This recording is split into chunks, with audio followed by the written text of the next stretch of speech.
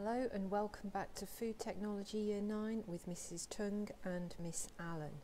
And this lesson is all about raising agents and how we get those lovely bubbles in cakes and bread and it stops it being hard and flat.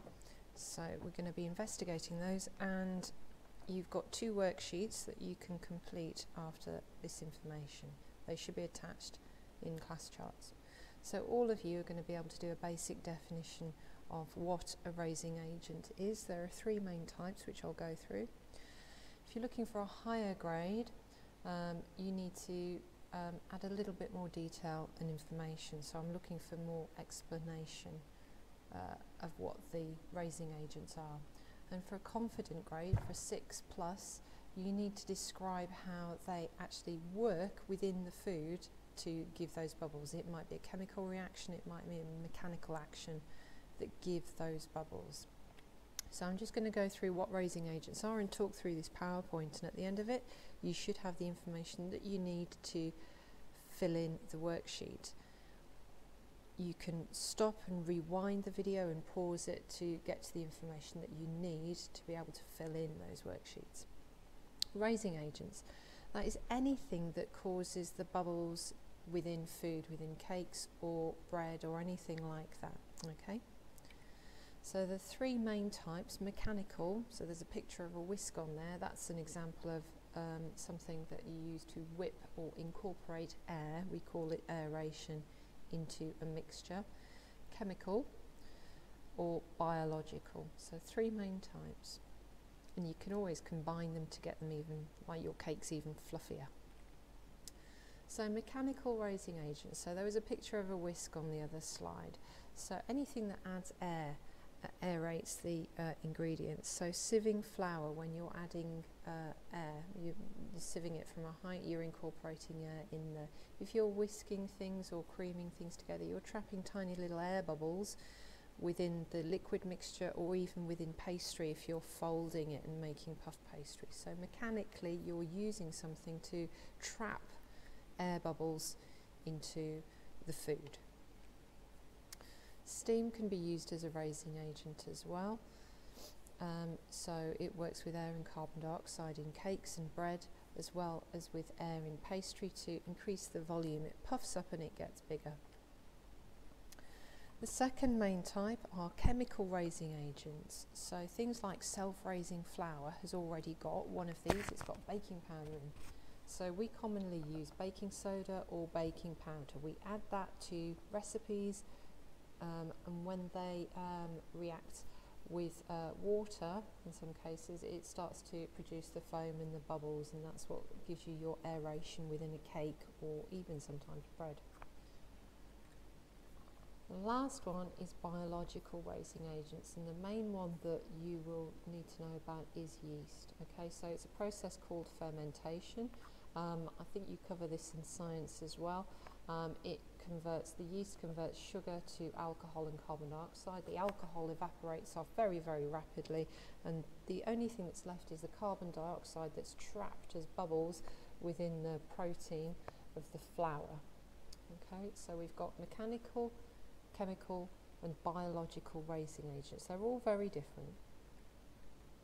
Okay, so obviously yeast is a living organism, and its growth is affected by temperature, all the different conditions that it needs to grow. So how much, the temperature, how much warmth it's got, how much water it's got, how much sugar it's got as well.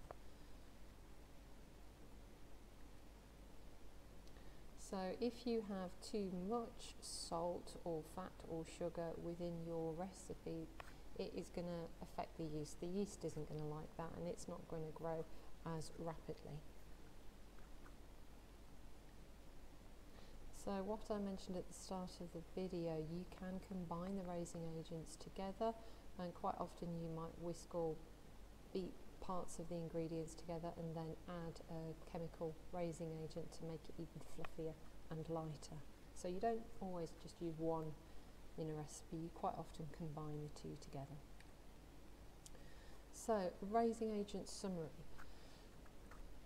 The appropriate raising agent is added to the mixture and is evenly mixed up. When it's heated, one or more of the following will take place. So the air is going to expand, it's going to get bigger because of the heat.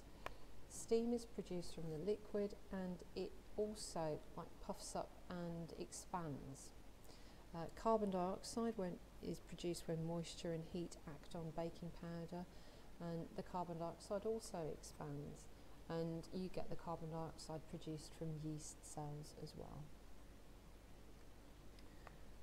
Within flour, when you're using yeast as a biological raising agent, you've got a protein called gluten, and the more you knead your bread dough, it's like a chewing gum protein within the bread, and it gets stretchier and stretchier the more it's mixed, and that is what traps the carbon dioxide bubbles that are burped out by the yeast cells inside the bread.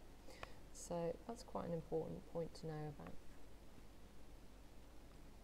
Okay, so what I would like you to do, there are a couple of tasks that you can do. The main task that you all need to have a go at, there is a worksheet called Raising Agents, and they're very, very simple questions.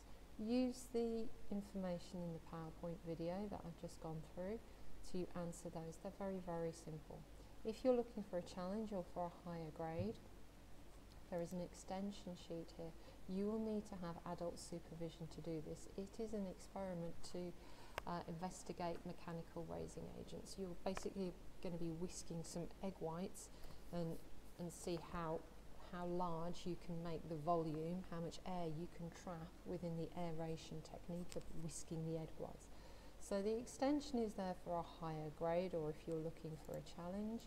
The main task that I need you to do is to answer these questions, answer in as much detail and depth and explanation as you can. If you can peel your answers as well, that's going to show me you really understand the topic. You've actually maybe done a little bit of research around it as well. Save what you've done. If you're doing the extension, take some photographs of your results as well. Me and Miss Allen will really love to see what you've been up to at home. Save your work, upload it, and we'll feed back to you. Good luck and have a go, Year 9.